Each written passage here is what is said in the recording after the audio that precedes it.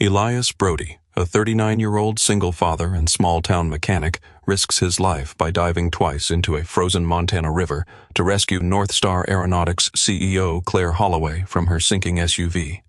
A passing Marine convoy reveals Elias was once Major Brody, a respected officer who saved 19 Marines during a disastrous winter exercise before leaving the service to raise his daughter Sadie after his wife died. Elias recognizes that Claire's crash resulted from mechanical failure, not ICE leading investigators to discover that Northstar's chairman, Reginald Wainwright III, had allowed safety faults to be administratively cleared without repairs to protect company finances. Further investigation exposes hundreds of questionable closures and a corporate incentive system encouraging employees to hide defects. Wainwright attempts to discredit Elias using an old military investigation only for the full report to reveal Elias had been commended for saving lives. Claire ultimately exposes the evidence suspends unsafe military work and helps remove Wainwright as chairman. Elias refuses a lucrative corporate position, choosing his garage and daughter while occasionally advising Northstar.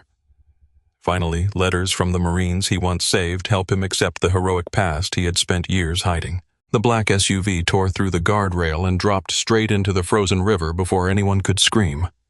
I had maybe 4 seconds to decide. I threw my coat onto the snow, broke through the ice with my shoulder, and went down into water cold enough to stop a heart, and I dragged an unconscious woman out of a sinking vehicle. When I crawled back onto the bank, my hands purple and my breath coming in torn pieces, a military convoy rolled to a stop above us. A Marine commander stepped down, looked at me for a long moment, straightened, and saluted. Everything went silent. If you like stories where a buried past comes back into the light, subscribe to the channel now and stay with me until the very last minute. My name is Elias Brody, and until that afternoon, I had spent 11 years being nobody in particular in Red Creek, Montana. I owned a garage on the north end of Willow Street with a hand-painted sign that had been repainted twice and never straightened, and I ran roadside recovery for anyone unlucky enough to slide into a ditch between the pass and the county line. I was 39 years old. I drove a pickup with a bad heater and a bedliner scarred by chains. My jeans held a permanent map of engine grease, and the screen on my phone had a crack running corner to corner that I had promised my daughter I would fix for 2 winters running. That was the whole of me as far as Red Creek knew, and I preferred it that way. The cold snap that week was the kind old men talk about for decades. The thermometer outside my bay door read 11 below at noon and kept sinking. I closed the garage early because Sadie had a science project due and because I had promised her I would be home before dark, which is a promise I had broken enough times to know its weight.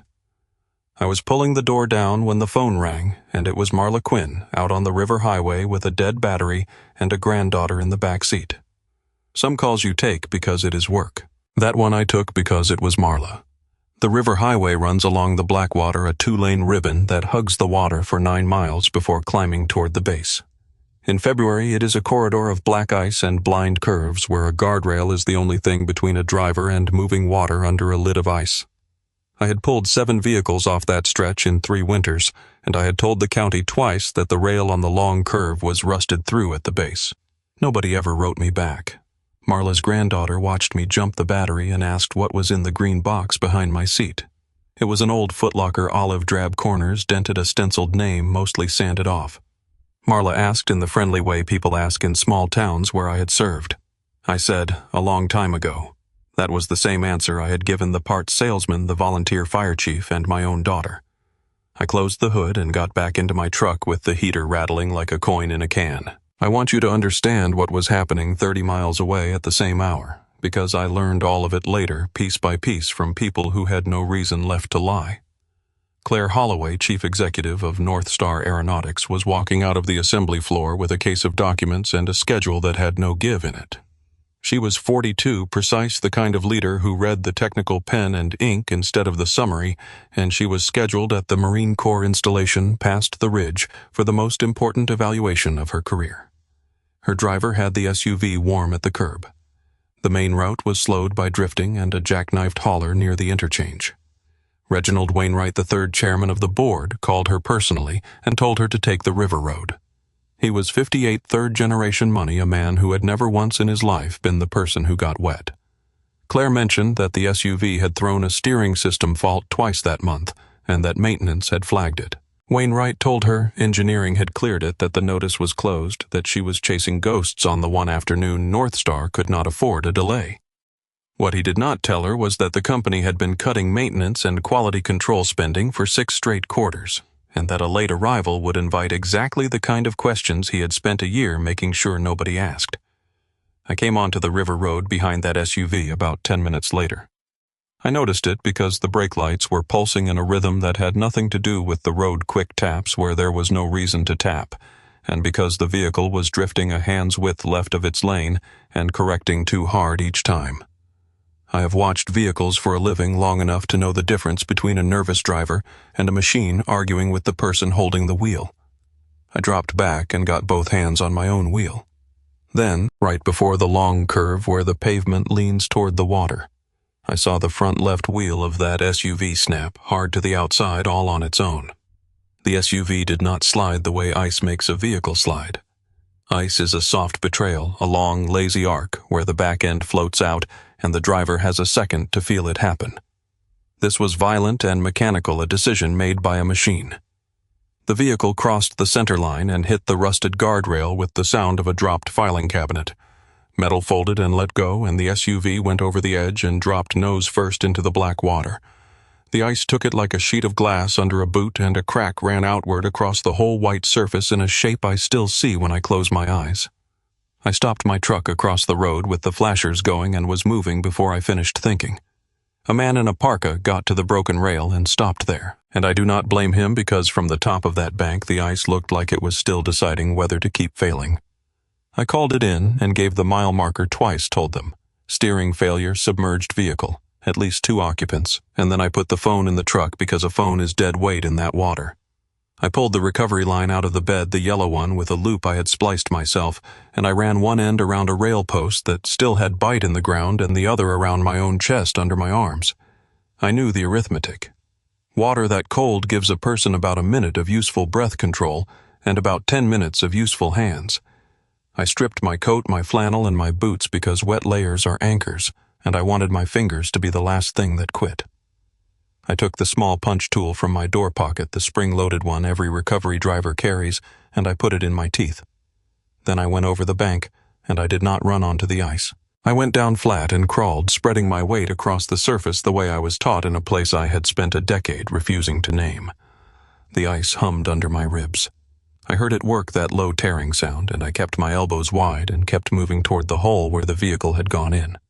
The back of the SUV was still visible, tilted the roof rack breaking the surface, and the cabin was filling fast because a submerged vehicle does not sink like a stone. It sinks like a lung emptying. The driver came up through the rear door as I reached the edge. He was young and he was gasping, and he had a bad cut over one eye, and I got a hand into his collar and pushed him toward the ice shelf and pointed at the shore, and he understood enough to crawl. He shouted that she was still inside. I already knew. I filled my chest 3 times quick and deep to load the blood, and I went under. Cold water is not cold at first. It is a hand around your throat, an instruction to inhale that you have to physically refuse. My chest locked and my vision narrowed to a gray tunnel with a bright, ragged hole above me, and I pulled myself down along the body of the vehicle. Claire Holloway was in the back seat, the seat frame folded in against her hip, her belt drawn tight across her chest and locked hard from the impact. I got the punch against the glass, and it broke inward in a cloud of small cubes that moved past my face like a school of fish. Then I reached for the belt release, and my fingers would not close. They had already gone. I went up.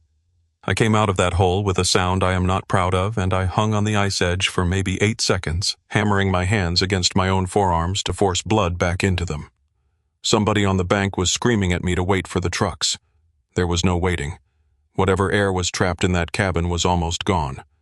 I loaded my chest again and went back down, and this time I did not try the buckle. I used the blade edge on the tool and cut the belt across the lap and then across the shoulder, and I got both arms under hers and dragged her out through the window frame. And the seat gave up its grip on her hip with a jolt that nearly took the tool out of my hand. Pulling a limp adult through water at that temperature is not heroic. It is slow and clumsy, and it takes everything. I found the light and kicked toward it and got her head into the air, and the man in the parka had come partway down the bank and taken up the slack on my line. and he hauled while I pushed her up onto the shelf. I got her out first. That was never in question. Then I tried to climb out after her, and my arms simply did not answer, and it took 2 men and the rope to drag me across the ice on my stomach like a landed fish. On the bank, I did not lie down. I rolled her, cleared her mouth, and put my ear to her lips, and there was nothing. So I started compressions with hands. I could not feel and counted out loud because counting was the only thing keeping me conscious. On the 4th cycle, she coughed and river water came up and she breathed. I remember somebody wrapping a wool blanket around me. I remember the exact moment I heard engines coming down from the ridge. Heavy diesel, a lot of them in a spacing no civilian convoy ever keeps. They were Marines. 4 vehicles headed to Northstar for the evaluation, and they came off the road in under a minute. A colonel stepped down from the 2nd truck, gray at the temples, 51 years old, moving the way senior officers move when they have already read the scene. He crossed to where I knelt in the snow, half naked, shaking my hand still on stranger's sternum. He stopped. His face changed in a way I can only describe as a door opening onto a room he had not entered in years. He said it very quietly. I lifted my head. 11 years is a long time, but a name spoken in a certain tone will find you through any amount of it, and my spine answered before my mind did. Everett Shaw had been a lieutenant with frost in his eyebrows and a radio he could not raise anybody on. A young officer I had pulled off a mountain in a winter exercise people still talk about in low voices. He was a colonel now. He walked the last 6 feet without hurrying, and he stopped in front of a soaking wet mechanic in a wool blanket, and he came to attention and he saluted. The Marines behind him went absolutely still. Nobody had ordered it. There is a kind of silence that spreads through people who understand exactly what they are looking at, and it moved across that riverbank like weather. I did not want it. I have spent 1/3 of my life arranging things so that this exact moment would never happen to me, and I felt it land on my shoulders like a coat I had thrown away on purpose, but my arm came up anyway without permission, the way a hand goes to a wound. I returned the salute with 3 fingers. I could not bend, and then I put my hand back on the blanket and I looked at the ice instead of at him. Shaw did not make a speech. He said my name once more in a normal voice, then turned into a commander and started giving orders. He had a corpsman on Claire in under a minute and a truck back to the shoulder to break the wind. He pulled off his own field coat and put it over my shoulders, heavier than anything I had worn in a decade, and told the corpsman that the man on the ground had been in the water twice. Then he crouched beside me and asked how long I had been under, which is the only question that mattered, and I told him the truth, which was that I had lost count. Claire came back far enough to be aware of the world about 10 minutes later, while they were getting her into warming packs on the tailgate.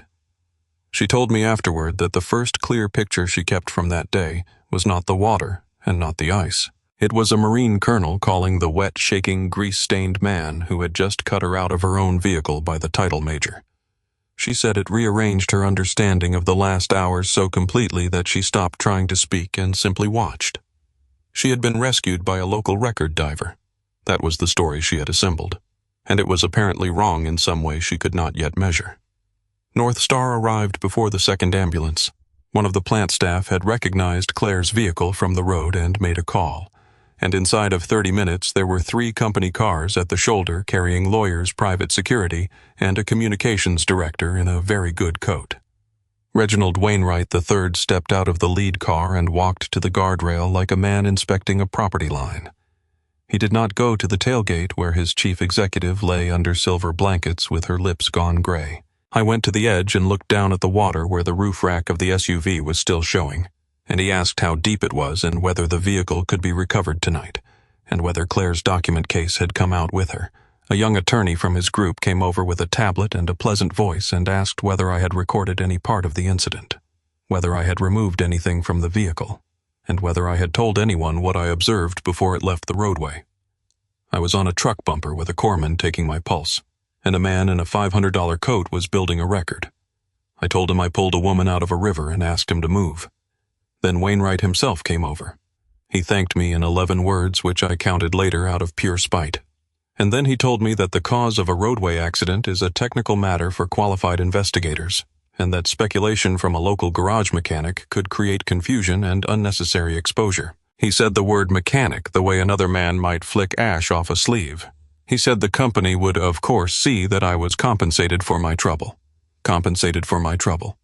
Shaw was 6 feet away, and Shaw heard all of it. He turned around slowly. He asked Wainwright whether he was aware of who he was speaking to.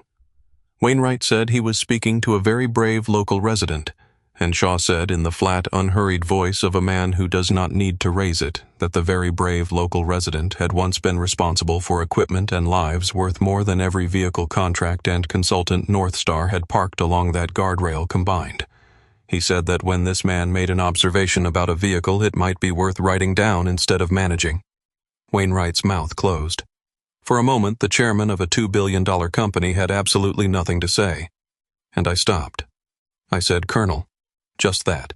Shaw looked at me and understood, and he let it go because whatever he wanted to tell those people about me was mine to give away and not his.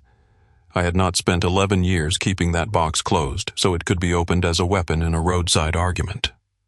The paramedics finally got me onto a gurney, and my hands had started to burn, which is the good sign and the worst pain, and I let them load me. But before they closed the doors, I found the county investigator a tired woman with a clipboard and a notebook full of frozen ink. I told her to write down one line and to write down that I said it before anybody had touched the vehicle. I said, "That truck didn't slide because of ice." They kept me at the county hospital 4 hours, rewarming me slowly, watching my heart rhythm the way you watch a fire in dry country. My core had dropped further than I wanted to admit, and my fingertips looked like wax for 2 days. Around 9:00 that night, they let me go home in the colonel's field coat because my own clothes were still frozen in the bed of my truck, and a young corporal drove me because I was in no condition to hold a wheel. Sadie was waiting on the porch in her coat with the hood up, 12-years-old arms folded exactly the way her mother used to fold them. She looked at the military vehicle and then at the coat with the eagle globe and anchor over my heart, and she did not ask if I was all right because she could see that I was. She asked why the Marines drove me home. I told her there had been an accident on the river road, that a convoy had been passing and that they had helped. Every word of that was true, and every word of it was a door being closed gently in a child's face. She took it the way she takes most things and made me soup from a can and sat on the arm of the chair, and after a while she said the coat smelled like snow. I hung it by the door, and I did not sleep much. It is a strange thing to spend a decade making yourself ordinary and then have one afternoon undo the paperwork. Shaw came to the garage the next morning at 7:00 with 2 coffees and no escort. He sat on an upturned bucket next to the lift, a colonel in a service jacket in a shop that smells like gear oil, and neither of us performed anything. He asked about my daughter by name, which meant he had asked someone, and then because he had earned it, we talked about the thing we had never talked about. 12 years earlier, I had been a major with a company of Marines in a cold weather exercise in high country, a scripted route and fixed timelines written by people looking at a map instead of the sky. On the second night, the weather turned in 40 minutes, a wind shift that dropped visibility to nothing and drove the temperature past anything the plan allowed for. 2 of my elements were above the tree line and out of position. Radio traffic was breaking apart against the terrain, and the plan called for us to hold and continue at first light. I read the sky and read the map, and I made a decision. I abandoned the exercise route, moved my headquarters element up along a drainage that was not in the plan, and built a rewarming line and a hand-over-hand rope route down through the worst of it. We brought back 19 Marines who were by any honest reading out of time. Everett Shaw was one of them. He was a lieutenant with 2 frostbitten fingers and a compass he had stopped trusting. And he told me that morning in my garage that he still could not describe the sound of my voice coming up that drainage. People in that community started saying my name a certain way afterward. I hated it then, and I hate it now because we did not bring everybody back. A 20-year-old Lance Corporal named Danny Hoyt died on that mountain, and no number of letters, medals, or salutes has ever moved that number from 1 to 0. What happened after is the part nobody guesses. There was no scandal. I was not pushed out. I did not break. There was no secret that made me disappear. My career was, if anything, moving faster than I wanted. Then my wife Nora got sick in the spring and was gone by the following winter. And Sadie was 5 years old and asking why the house was quiet. I looked at the next set of orders, and I looked at my daughter, and I decided that the Marine Corps needed another field-grade officer, less than that child needed a father who was physically present. I put in my papers. I bought a garage in a town where nobody knew me. That is the entire mystery of Elias Brody. A man made an ordinary choice and then spent 11 years being embarrassed that anyone had ever thought him extraordinary. Shaw listened to all of it without interrupting and then set his coffee down and asked me about the vehicle. Not the rescue, the vehicle. I told him exactly what I had seen. Brake modulation with no input reason, a lane drift with overcorrection, and then a front wheel that broke the outside as a discrete event, hard ahead of the curve at a speed where ice does not do that. I told him what 11 years under other people's cars had taught me, which is that a steering system failing under load has a signature, and that signature is a snap and not a slide. I told him I would testify to it in front of anybody, and that I would also say plainly that I could be wrong until somebody pulled that vehicle out and read the data. Then he told me something I had no business knowing yet. Northstar Aeronautics was in final evaluation for a contract to supply flight control subsystems for a Marine Corps program hardware that would sit between a pilot's hands and an aircraft's control surfaces. His unit was one of the evaluating bodies, and he said the sentence that turned an accident into a story. If a company is willing to leave a documented steering fault open on the vehicle carrying its own chief executive, he wanted to know what else it had decided was acceptable. I told him that was not my problem. I had a shop to open and a kid to pick up at 3:15. He stood, brushed the shop dust off his trousers, and looked at the green footlocker sitting under my workbench where I had moved it the night before without quite admitting to myself that I had moved it. "We inspect Northstar tomorrow," he said. "I want you in that room." I said no. I said it twice and I meant it both times. I had spent a decade staying out of rooms where men are measured by the title in front of their name, and I had no interest in walking into a defense contractor's headquarters to be introduced as a curiosity, the local record driver who used to be somebody. Shaw did not push. He wrote a number on the back of a card, left it on my bench, and drove away, and I went back to a transmission that had been waiting 3 days and told myself the matter was closed. It stayed closed for about 26 hours. Then a car I did not recognize pulled into my lot on Thursday afternoon, and Claire Holloway got out of it alone, driving herself with a bruise across her cheekbone and her arm in a sling and the careful walk of someone whose ribs are unhappy. She should have been in a bed. She stood in the doorway of my bay and said thank you, and she meant it in a way the 11 words on the riverbank had not. We sat on 2 stools with the space heater running. She told me she remembered almost nothing of the water, which is normal and which I told her was a mercy. She remembered leaving the plant. She remembered the wheel doing something wrong, then nothing until the tailgate, the silver blanket, and a colonel calling the man who had just pulled her out of the black water by a rank. She said she had spent 2 nights on a hospital ceiling assembling a question, and the question was not who I used to be. The question was what I had seen, so I told her. I walked her through it the way I would walk a customer through a brake inspection without drama, because drama is how people get talked out of true things. Snap, not slide. Front left outboard discrete ahead of the curve at a speed the road could hold. And then I said the part that mattered most, which is that a failure like that almost never arrives without warning. Systems complain before they quit. I asked her whether that vehicle had thrown any faults. She went very still. She told me she had received a maintenance notification about the steering system, that she had asked about it, and that she had been told by the chairman's office that the issue had been examined and resolved, and that the flag was closed. She had accepted that.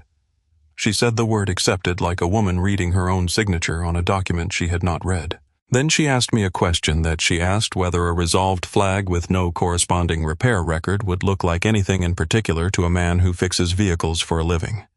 I told her it would look like somebody closing a window instead of fixing the leak. She asked me to come to Northstar not as a hero and not as a witness for anybody's side, but as an independent technical observer with no relationship to the company.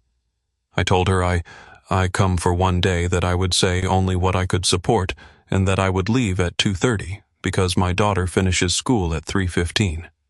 She agreed to all 3 without blinking, and I have respected her ever since for not trying to negotiate the 3rd one. Northstar headquarters is glass and pale stone with a full-scale rotor assembly hung in the lobby like a sculpture. I walked in Friday morning in clean work boots, a canvas jacket, and the only collared shirt I own without a shop name on it. And I have never been looked at by so many people trying so hard to appear not to be looking. Wainwright made sure the contrast landed. He greeted the evaluation team, and then he gestured at me and explained to the room that Ms. Holloway had graciously invited a local garage mechanic who had assisted at the scene, and that while everyone was of course grateful, the board wished to note that mechanical speculation from a roadside recovery operator was not evidence and should not be recorded as such. I did not argue. Arguing in a room like that is how you become the story instead of the facts. I sat down, put my hands flat on the table, and waited. Then the doors opened and Colonel Everett Shaw came in with 2 officers and a civilian data specialist, and every person at that table stood up out of habit. Shaw walked the length of the room, and he did not salute because a second salute would have been theater, and both of us knew it. He put out his hand and shook mine first before the chairman, before the chief executive, before anybody, and he said good morning by name. Wainwright watched that handshake the way a man watches a crack appear in a wall he owns. The recovery team had pulled the SUV out of the black water on Wednesday night, and the data specialist had spent 30 hours with its modules. He put the results on the screen without remark because none was needed. The electronic power steering system had logged a fault 3 separate times in the 14 days before the accident. Once on a highway run, once at low speed in the plant lot, once the morning of. Each event matched a torque sensor irregularity consistent with an intermittent failure that ends eventually in a full loss of assist and an uncommanded input. All 3 faults had been closed in the fleet maintenance system with the status resolved. There were no work orders, no parts drawn from inventory, no technician sign-off, no bench test. Nothing behind the word except the word. The specialist said it plainly: the faults had not been repaired, they had been administratively cleared. Claire did not look at the screen. She looked down the table at Reginald Wainwright, and then she asked in a voice that carried to every corner of that glass room who in the company held authorization to close a safety-flagged fleet fault without an accompanying repair record. The fleet manager answered before his own attorney could stop him. Closure authority at that level sat with exactly 1 office in the building, and it was the office of the chairman of the board. I want to be careful here because the easy version of this story is that a rich man tried to kill his chief executive, and that is not what happened. Reginald Wainwright did not want Claire Holloway in that river. What he wanted was for the quarter to look a certain way. He had been told about the fault, and he had, through an assistant, through a process, through the comfortable machinery of a man who never touches anything, directly decided. It could wait until after the contract award, because opening a maintenance action meant logging a cost, and logging a cost meant a line on a chart that a Marine Corps evaluation team would eventually read. That is the truth, and it is worse than malice because malice is rare, and this is everywhere. The SUV was the smallest possible piece of evidence. It was a company vehicle, 1-line item in a fleet, and it had still been enough to nearly drown the person at the top of the organization. Claire understood that inside of 10 seconds, she stopped the meeting and requested access to the internal quality records for every program line, including the military subsystems. Wainwright objected on grounds of confidentiality, proprietary process, and board prerogative, and he objected in the calm voice of a man who has used those 3 words to close doors for 30 years. They gave me a stack of quality reports that afternoon because Claire asked and because Shaw's presence made refusing awkward. I am not an auditor, but I have read a great deal of maintenance language through very different lives, and there is a vocabulary that appears when an organization has quietly decided a known problem will be somebody else's problem. Provisionally acceptable. Monitor at next interval. No operational impact anticipated. Deferred pending resource availability. I had seen those exact constructions in logistics and readiness reporting years earlier, and I had learned that they are not descriptions of a system. They're descriptions of a culture. I said so once briefly, and Wainwright told the room that a man who changes oil filters was now offering linguistic analysis of engineering documentation. Shaw did not answer him. Shaw simply informed Northstar that the Marine Corps was formally requesting all quality control documentation associated with the program subsystems, and that the evaluation would not proceed to the next phase until that documentation had been produced and reviewed. That is a sentence with hundreds of millions of dollars inside it, and everyone in the room heard the money move. Wainwright stopped defending after that and started attacking, which is what men like him always do the moment a wall stops working. Over the weekend, his outside counsel went looking for me. They pulled everything a person can pull about a former officer, and by Monday morning they had found exactly one thing: and they brought it into the conference room with the satisfaction of a cat delivering something to a doorstep. 12 years ago, following that winter exercise, Major Elias Brody had been the subject of a formal command investigation for failure to execute the assigned mission plan. Wainwright read that line aloud twice. He held up the cover page with the word investigation visible from across the room. He explained to the board members present, to Claire, to the evaluation team, that the individual whose roadside speculation had triggered this disruption was a former officer who had been investigated for disregarding orders, that his judgment had been formally questioned by his own service, and that Northstar was now allowing this man to influence a federal procurement process. He said he found it extraordinary. He asked Claire whether she had known. She had not known. I watched her face, and I watched her not know, and I watched the doubt land, because doubt is reasonable, and she is a reasonable woman. 2 days earlier she had been unconscious in a river, and now the man who pulled her out came with a document titled Investigation. Half the table looked away from me. That is what those papers are for. I did not defend myself. I have thought about why since, and the honest answer is that I have never once been able to talk about that mountain without hearing a name I do not have the right to use for my own credibility. So I said 4 words, and they were the only 4 I had. Read the last page. Shaw was already reaching into his case. He put the complete report, all 51 pages of it, face up on the table in front of the chairman, and he told him to read aloud from the findings if he wanted the room to have the full context. Wainwright did not read it, so Shaw did. The investigation had examined whether the deviation from the exercise plan was justified. It found that the original plan had become dangerous under the actual conditions, that continuing it would have resulted in the loss of the majority of 2 elements, and that the commanding officer's decision to reroute and establish an unplanned rewarming and extraction line was the direct cause of the survival of 19 Marines. The investigation did not recommend charges. It did not recommend correction. Its final paragraph recommended commendation. Nobody spoke. Wainwright was still holding the cover page in the air like a man who had walked into a room carrying a weapon and discovered it was a photograph. He set it down very slowly. The chairman of Northstar Aeronautics had just told a Marine Corps colonel at length that a man had been investigated for saving the Marine Corps unit, and there was no version of that afternoon he was going to walk away from clean. Claire did not gloat, and she did not apologize in front of the room, which I appreciated. She went back to work. Her team pulled every fleet and facility fault closed as resolved in the previous 18 months and cross-referenced each against work orders and parts draws. She called me at home near midnight to read me the number.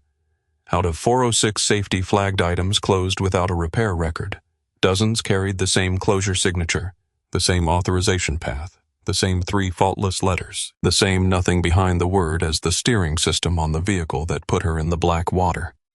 After that night, the question in the building stopped being who I used to be and became what Northstar had been hiding from itself. Claire built a quiet audit team with outside counsel and 2 independent engineers, and what they found in 9 days was not a forged document or a shredded file. It was an incentive structure. 4 years earlier, the board had approved a management compensation model in which division leaders lost a meaningful portion of their annual award if open technical defects in their area exceeded a threshold. Nobody had ever been instructed to hide a fault. Every manager in that company had simply been paid to have fewer of them on paper, and human beings are extraordinarily good at solving the problem they are actually paid to solve. So the defects got downgraded. Critical became major, major became minor, became monitor at next interval, and the chart reaching the chairman's office every quarter was beautiful. Wainwright had designed a machine that produced the numbers he wanted and then declined to ask how. A young propulsion engineer handed the auditors an email he had sent 19 months earlier, warning that severity classifications on a control subsystem were being adjusted downward without engineering review. It had been received by the chairman's office. It had been opened. Nobody had ever answered it. Claire told me what kept her awake was not the near drowning. It was the arithmetic that if a wrecking driver had not been 9 seconds behind her that day, she would have been the first consequence large enough to make anyone look, and the whole structure would have come apart anyway with a funeral in the middle of it. Wainwright made one last move. He convened the governance committee and proposed suspending Claire for conduct destructive to stockholder value. He genuinely believed she would trade silence for the chief executive's chair because that trade had always worked for him. She refused it in a single sentence. Then she went further than anyone expected and suspended every Northstar deliverable connected to the military program, pending a full independent requalification of the affected subsystems. A decision that cost the company somewhere north of $40 million and torched the delivery schedule she had spent 3 years defending. Wainwright told her she was destroying the legacy his family had spent 70 years building. Claire told him a company can rebuild a margin and that nobody has ever rebuilt a person. And that was the moment, I think, when he understood that she was not negotiating. I was never the hero of that part. Everything after the riverbank was done by people who worked inside that building and who chose finally to say out loud what they already knew. The board was called into emergency session on a Tuesday to choose between Claire Holloway and Reginald Wainwright III. He walked in confident, and he had reason to be. His family held a substantial block of stock. 4 of the 11 members had served alongside him for more than 20 years, and one of them had been at his wedding. He spoke for 18 minutes, and he was good. He described a chief executive traumatized by a near-fatal accident, making catastrophic decisions from a hospital bed encouraged by an outsider with a history of disregarding established plans. He used the word steady 4 times. Claire spoke for 6 minutes and used no adjectives at all. She put the SUV fault log on the screen with its 3 closures and its 0 repairs. She put up the engineer's email with the received timestamp and the empty reply field. She put up the severity downgrade pattern across 211 items. She put up the compensation model with the defect threshold circled. She put up the independent audit's conclusion, which stated in the flattest language available that Northstar's quality reporting could not be relied upon as an accurate representation of technical risk. Then she sat down. Shaw was present as an observer and made one statement. The Marine Corps was suspending consideration of the Northstar bid until an independent safety evaluation was complete. He said explicitly that the suspension had not been requested by any private party and was not connected to the man who had rendered assistance on the river road. It was a response to documentary evidence that a supplier's defect reporting was unreliable. I was glad it was true because a service does not exist to settle a mechanic's argument. The first board member to move was a retired airline operations executive who said she had approved that compensation model herself and had not understood what she was approving. After her, it went quickly. Reginald Wainwright was removed as chairman that afternoon, pending the outcome of a responsibility review. And his stock did not save him because stock buys votes and does not buy the moment when 4 people who have known you for 20 years look at a slide and see what you traded.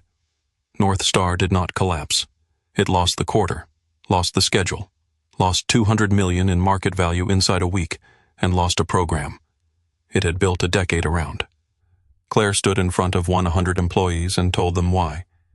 That is the real cost of fixing something, and she paid it standing up. Afterward, she found me in the parking structure and asked me something she had clearly been carrying. She wanted to know why I had never used it. A colonel had saluted me in front of witnesses. I could have asked for a consulting agreement, a settlement, a title, a number with commas in it, and Northstar would have paid it gladly in that first week just to have me inside the tent.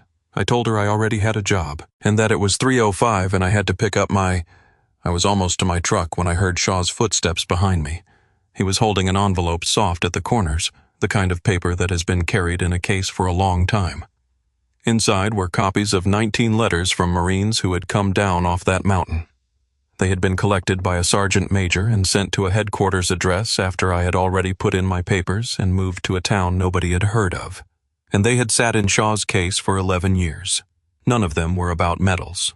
One was from a man who had opened a hardware store in Ohio. One was from a woman with a son starting kindergarten that fall.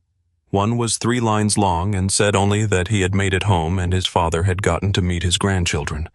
Danny Hoyt's mother had written too, and she did not blame me. And I sat in my truck a long time before I could read the rest. Shaw said one more thing before he left. He said the salute on the riverbank had not been for a rank I gave up in a filing cabinet 12 years ago. He said he had watched a man with nothing to gain crawl out onto breaking ice for a stranger twice, and that he had saluted the part of me that had never actually resigned. Claire rebuilt Northstar over the following year. She moved safety and quality reporting out from under anyone whose compensation touched revenue, put 2 independent engineers on the review board with authority. No executive could override and published defect data internally where every employee could see it. She offered me a full-time advisory position with a salary that would have paid off my building 4 times over. I turned down the title. I agreed to help run cold weather and failure analysis training for their field teams 3 times a year because that I can do without becoming someone else. I wanted the garage. I wanted my evenings. I wanted to be a father before I was anything. Spring came late that year, the way it always does in Red Creek. I was under a customer's pickup on a Saturday when Sadie came out of the office holding the old photograph she had found in the green footlocker, the one of a younger man in dress blues who does not look like he knows anything yet. She turned it over in her hands and asked me whether Colonel Shaw had saluted me because I used to be someone important. I came out from under the truck and wiped my hands and looked at that photograph for a while. Then I told her the truth, which is that a rank has never once made a person important. What makes a person important is what they do in the 10 seconds after somebody needs help, and whether they do it when there is no one around to write it down. I told her that the man in that picture and the man with grease on his hands were the same man, and that neither one was worth more than the other. Outside the bay door, the snow along Willow Street had gone soft and gray at the edges, and somewhere past the tree line, the Blackwater was running high and loud with meltwater. I went back to the truck on the lift. Nothing about my life changed. I still open at 7:00 and I still pick her up at 3:15. But that afternoon I did not put the photograph back in the box. I set it on the shelf above the workbench where I can see it, and I left it there. I never went looking for the old light. I just finally stopped running from the part of my past that was worth being proud of.